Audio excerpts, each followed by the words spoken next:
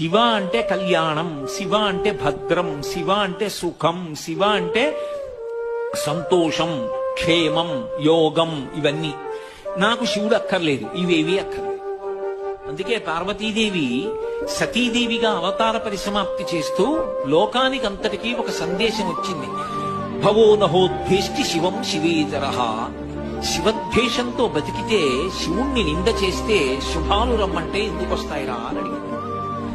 శివనింద ప్రమాదమునకు కారణం, శివారాధన క్షేమమునకు శుభ పరంపరలకు కారణం.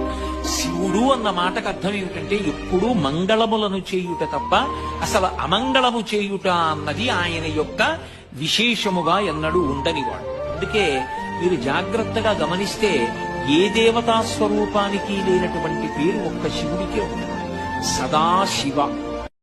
అరుణాచల శివ అరుణాచల శివ అరుణాచల శివ అరుణాచల అరుణాచల శివ అరుణాచల శివ